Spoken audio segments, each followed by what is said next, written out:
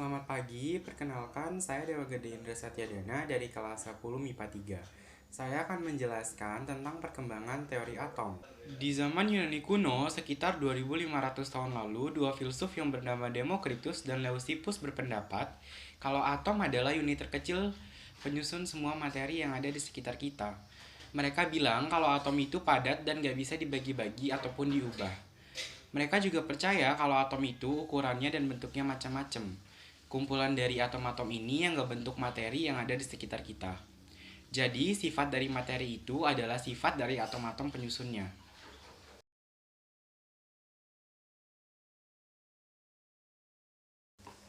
Sekitar abad ke-17, gagasan tentang atom muncul lagi di Eropa.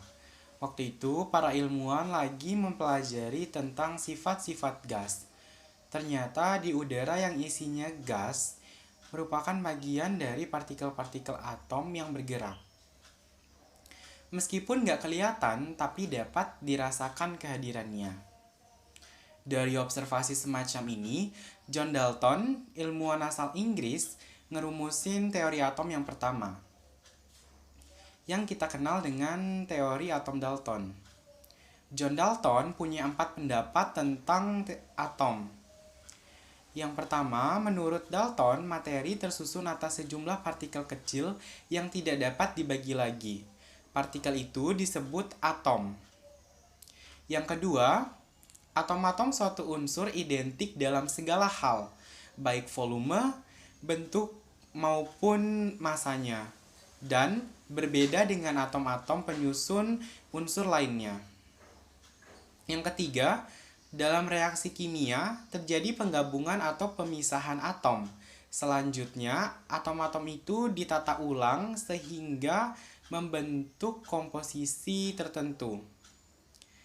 Yang keempat, atom dapat bergabung dengan atom lain untuk membentuk suatu molekul dengan angka perbandingan bulat dan sederhana. Karena atom nggak bisa kita lihat atau kita raba, buat paham sama konsep atom, kita harus ngamatin sifat-sifat yang ditimbulin sama atom.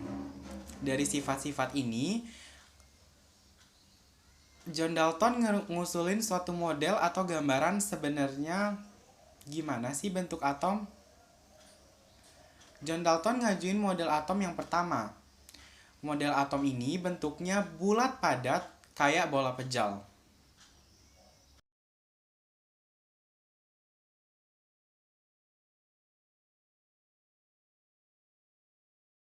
Pendapat John Dalton tentang atom yang nggak bisa dibagi lagi dipatahin sama J.J. Thomson, fisikawan asal Inggris lewat percobaannya di tahun 1900-an. Percobaan Thomson melibatkan tabung sinar katode.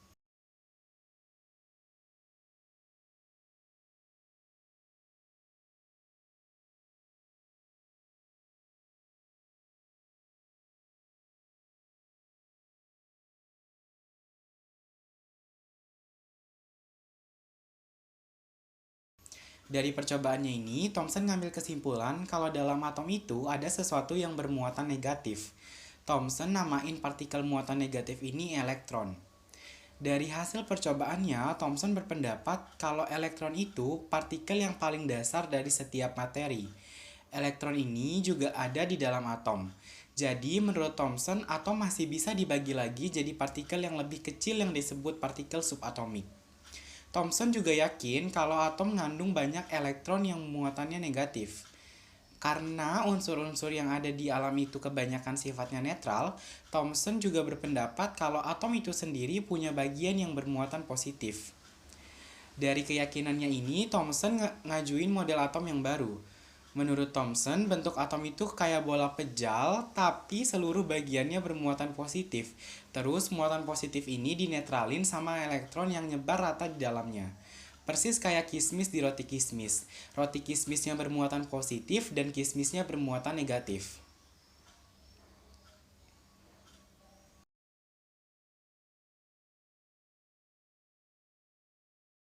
10 tahun kemudian, di tahun 1910, Ernest Rutherford, fisikawan dari New Zealand, dan dua muridnya bernama Ernest Mason dan Hans Geiger ngelakuin percobaan buat nyari tahu lebih banyak tentang susunan atom. Mereka melakukan percobaan dengan nembakin sinar alfa ke lempeng emas yang tipis. Di percobaan ini, Rutherford awalnya ngira kalau partikel sinar alfa itu cuma bakal diterusin aja. Tapi ternyata selain ada partikel sinar alfa yang lurus, ada juga partikel yang dibelokin dan bahkan ada yang hampir dipantulin balik. Tapi cuma sebagian aja. Rutherford mikir, pasti partikel alfa itu nabrak sesuatu yang padat di dalam atom. Sesuatu ini nolak partikel alfa yang bermuatan positif. Kalau tolak menolak, artinya kan mereka satu muatan. Rutherford yakin kalau muatan positif ini tersusun di tengah atom. Dia yakin kalau muatan positif ini terpusat karena cuma sedikit sinar alfa yang dibelokin dan dipantulin. Dari sini, Rutherford nyimpulin kalau sebagian besar isi atom itu kosong. Otomatis, model atom yang dijelasin sama Thomson ada kesalahan. Akhirnya, Rutherford ngajuin model atom baru. Menurut dia, atom terdiri atas muatan positif yang ngumpul di bagian tengah yang disebut inti atom. Terus, elektron-elektron beredar ngelilingin inti atom pada jarak yang berjauhan sehingga sebagian besar isi atom itu ruang hampa.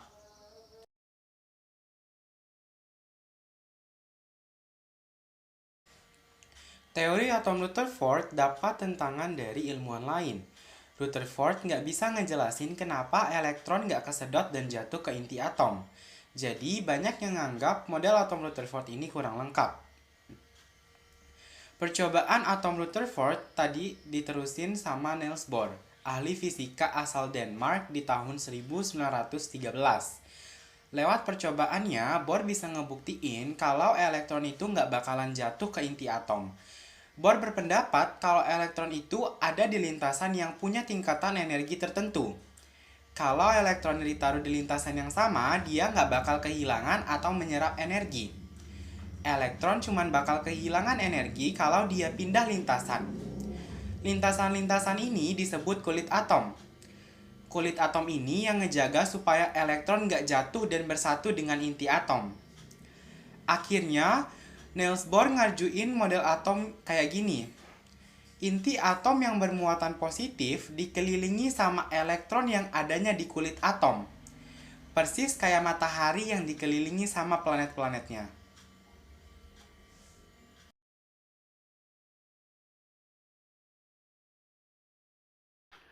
Model atom Bohr masih punya kekurangan. Kalau elektron cuma ngelilingi satu lintasan aja, berarti kita bisa memprediksi posisi elektronnya. Tapi sayangnya, Bohr nggak bisa ngasih jawabannya. Sama kayak ilmuwan-ilmuwan terdahulu, muncullah ilmuwan lain yang matahin teori atom Bohr. Edwig Schrödinger, fisikawan asal Austria, sama Werner Heisenberg, fisikawan asal Jerman yang matahin teori atom Bohr. Mereka ngajuin model atom yang baru berdasarkan teori mekanika kuantum. Menurut mereka, posisi elektron bukan ada di lintasan-lintasan aja. Edwig Schrödinger ngejelasin kalau posisi elektron nggak bisa ditentuin ada di mana secara pasti. Bisanya cuma nentuin peluang keberadaannya aja. Daerah yang peluangnya paling besar disebut orbital. Kalau kita mau tahu elektron di dalam atom, kita harus tahu dulu 4 nilai bilangan kuantum yang ada di teori mekanika kuantum.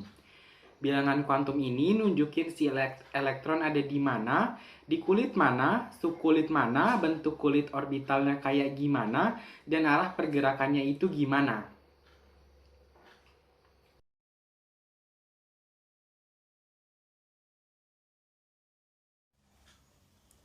Sekian dari saya, terima kasih.